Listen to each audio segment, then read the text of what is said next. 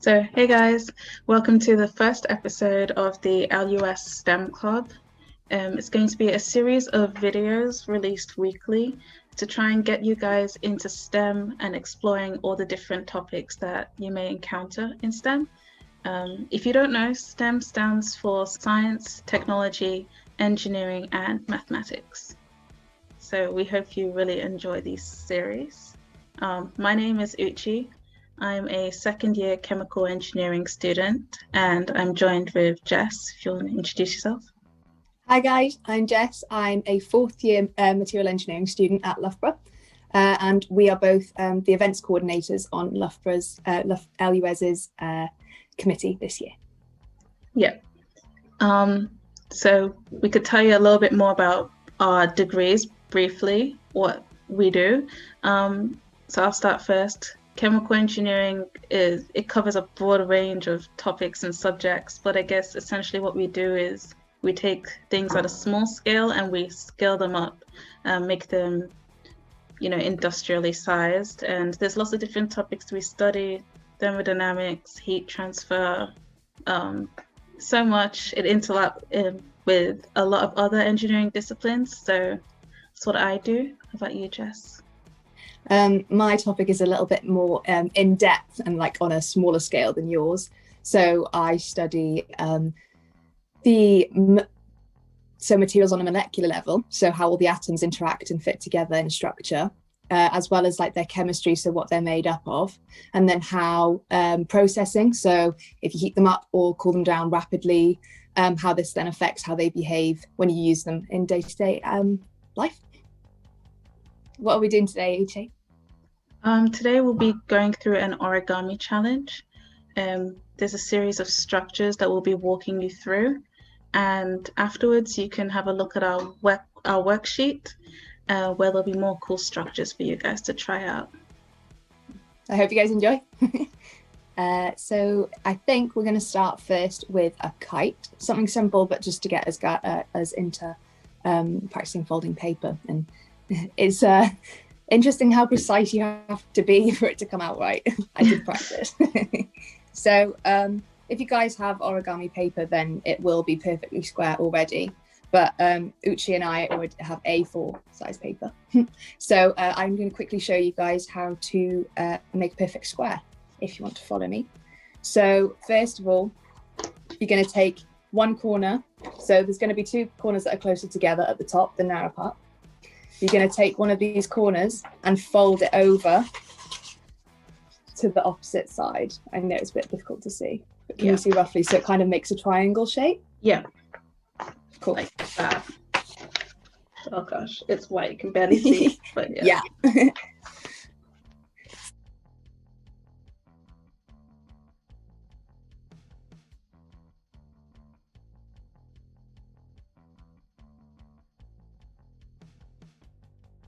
So then the shape you should be left with is a triangle and then a rectangle. And then you're going to want to fold the rectangle back on itself, on top of the triangle. So to cover the triangle like this. So this is like the shape you'll end up with.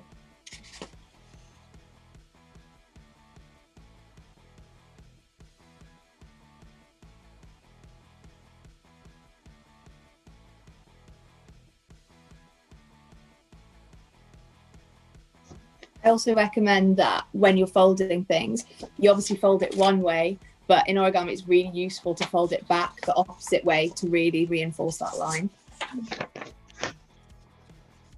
So once you've got that rectangle folded both ways, I either recommend you get scissors, or if you're good at ripping paper, if you introduce a little rip at the top and then pull the pieces of paper apart on a flat surface.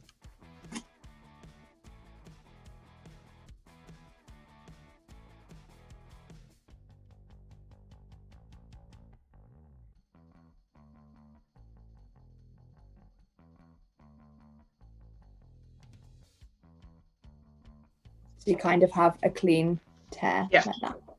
Cool. Nice. And now you have a square. Very handy.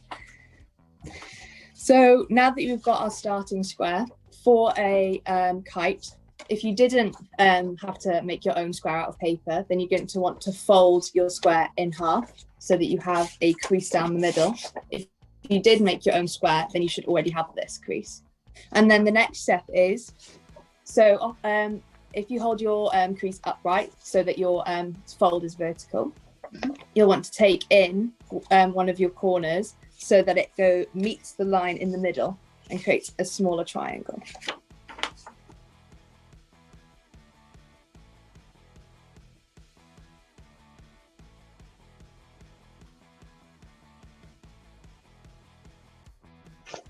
And then your shape should look something like that. Yeah. Cool. And if you want to copy this, do the same thing again on the other side and bring this side in.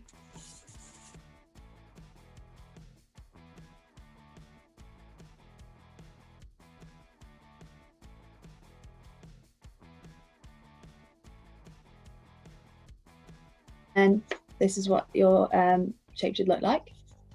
Yeah. And then to give your, if you turn it round, you'll see that your kite essentially has one fold, but to give it the characteristic cross, you want to fold the top triangle portion over like that.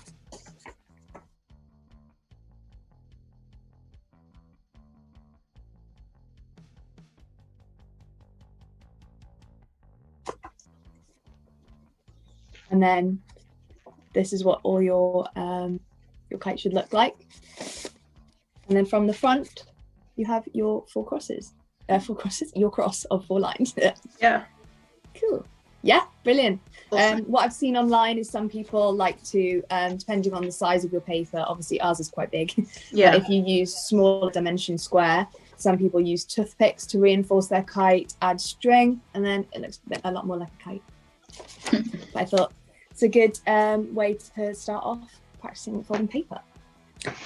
So we're going to be going through the next structure, which is the origami cube. Again, you're going to need an A4 sheet of paper or origami paper if you already have it. And so we'll start with making a perfect square again. So what's your favorite thing about your course, Uchi? I think my favorite thing about my course is just the big range of applications. So much that I can do with it. It makes it exciting because you're always learning something new.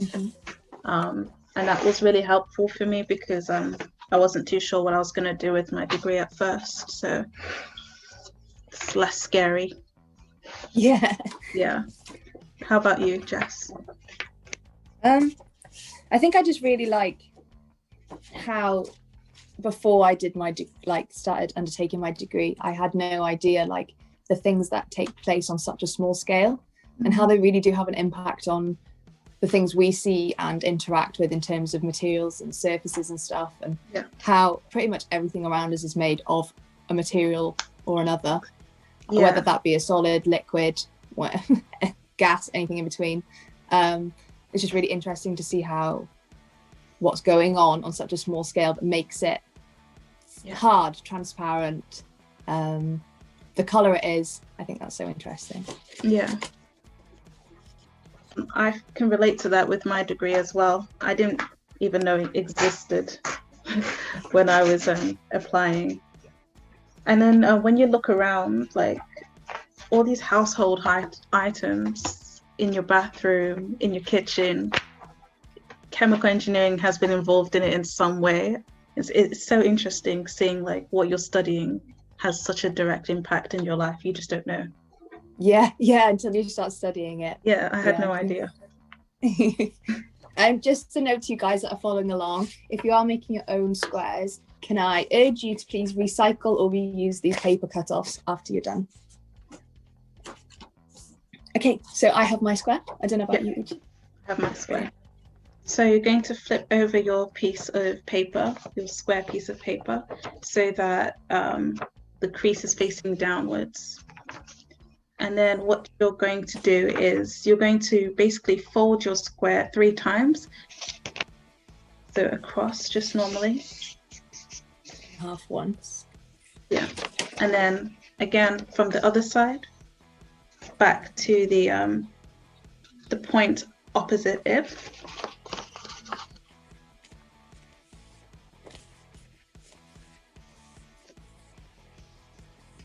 So you make another triangle. Yeah. And then one more time. Yeah, so now we're going to do a rectangle, like fold it across. Yeah. So once you've got your piece of paper looking like that with the cross in the middle, you're going to fold it in half so that you get a rectangle.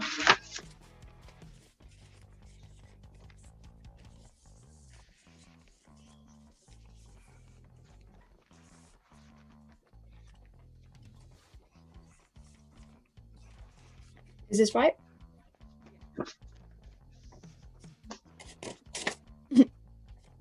Oh, looks like that. Yeah, awesome.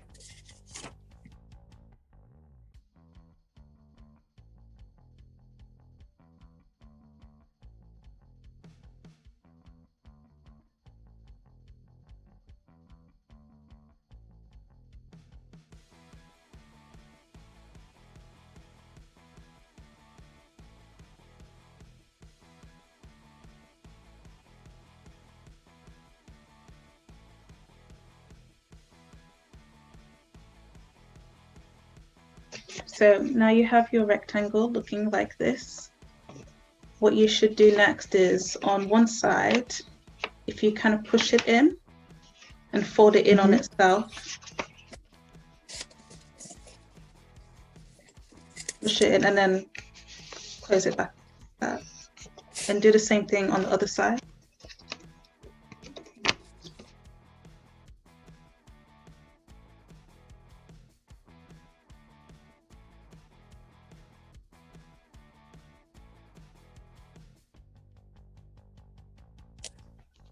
So on one side of your triangle, what you want to do is you want to fold the tip up to this tip.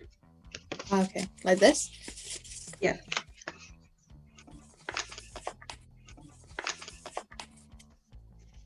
Like so. It's a lot of triangles right now. Yes. Should look like this, if you can see.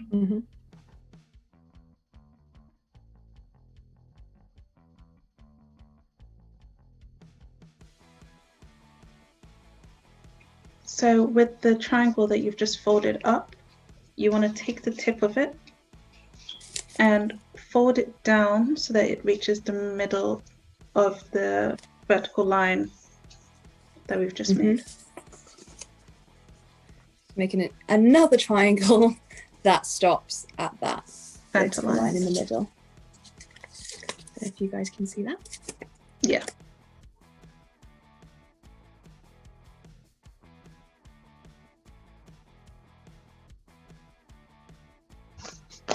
So now that we've folded the triangle, if you turn it upside down, could help. And if you take the bottom flap and just fold it down so that you make a triangle. Yeah. And once you've done that, what we're going to do is we're going to take this triangle and put it inside the little fold, a little flap that we've already made with the bigger triangle.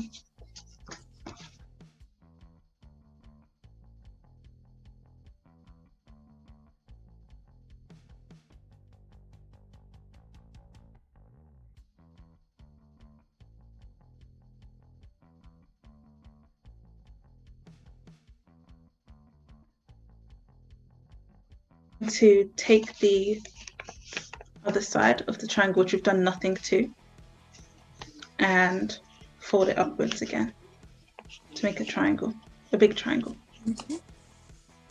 Looks like this. Yeah.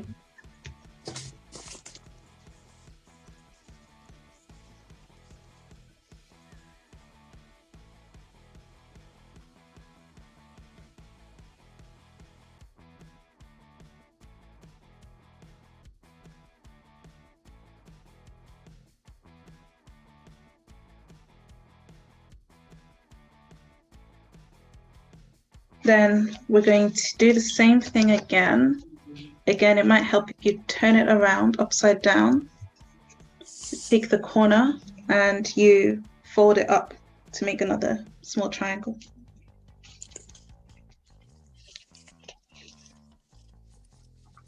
So I think you fold it back on itself.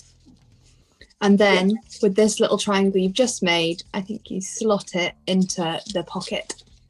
Yeah. And so it tucks away into that triangle.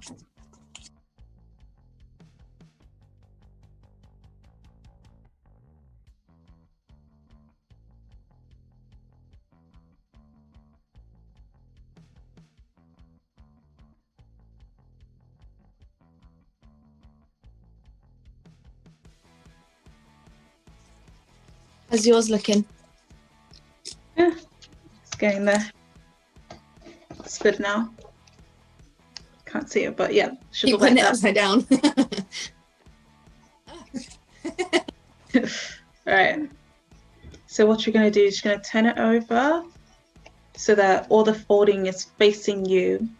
And we're going to do the same thing to these two sides again. So if you guys are doing it on a table, it's probably best to put all the folds you've already done flat on the table so that the blank side is facing up. So you're just going to repeat the same steps on the other side, first by folding it up there. What did you study in school, Uchi, that got you into your university topic? At school, in my final years of high school, I did chemistry, physics, maths, and then I did biology and then English. So I did pretty much all science. We had, because in A-levels? No, I did my I did my final years of high school in Australia, and that must have been really interesting. Yeah, they do 5 subjects at the end of their high school journey, year 12. Wow, that sounds like a lot of work. It is a lot of work. It's just because I know in the UK you have year 12 and 13, so like is that how you do it? 2 years? Yeah. Similarly, we have like year 11 and year 12, and it's sort of the units are split up, so it's not too bad. You just do your final year examinations in year 12. Okay. So those were the subjects I did. My favorite was chemistry. Definitely the one I wanted to pursue the most, but it didn't exactly end up like that because chemical engineering is not chemistry. It's actually quite math and physics based. How about you? I'm sure it has a large portion of chemistry. Yeah, it does. It does have a large proportion of chemistry, but I think the way that it is, it's more physics and maths based, and it's actually a lot more interesting the way that they're related in chemical engineering. You're not doing pure chemistry, but it's important to have that knowledge. So it's definitely helpful. And you, what subjects did you do?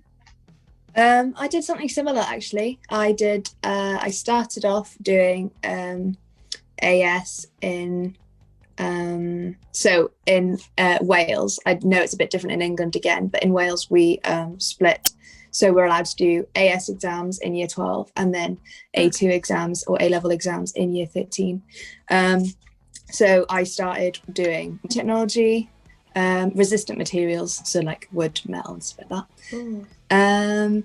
Physics, chemistry, and then we have a thing called the Welsh Baccalaureate, which is like a government endorsed programme that 6 forms. It was compulsory at my school, and I know that some colleges offer it as well, where you kind of do a dissertation on a topic that interests you, and kind of build like your writing skills and essay skills, speech giving skills, and like kind of more the soft skills side of things. And then I went on to do my full A-levels in physics, chemistry, and DT, so design and technology. So it should end up looking something like this with all your folds in. The next step is going to be to take the top of your little structure, and you're going to fold it in to the corner. sorry, the center.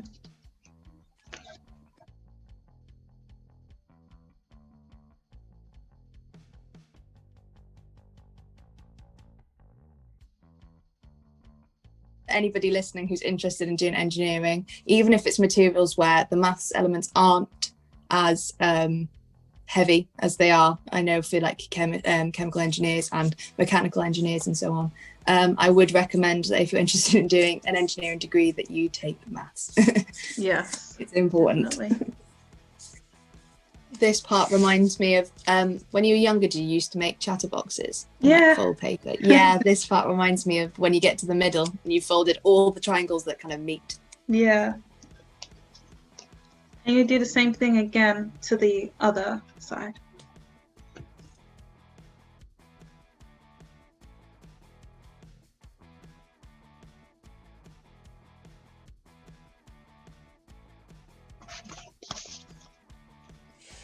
So you should end up with something looking like this.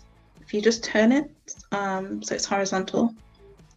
And if you push at the sides all the way, all the way to the top, and just squeeze it a little if you'd like.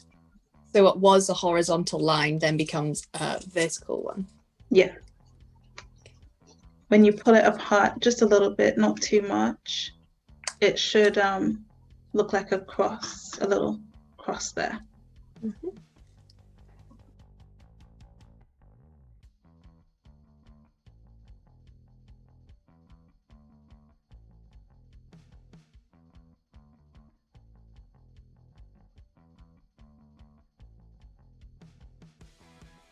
So now that you have your cross shape, if you just want to turn your structure so that you should have a little hole at the top, so that it's facing upwards. The next thing you're going to do, which is quite fun, is blow into it. Hopefully, see if this works. Yeah, it takes the shape of a cube. So give it Here a try. Oh wow. Oh, yours is so successful. Yeah, kind of. Yeah, it's great. That's cool.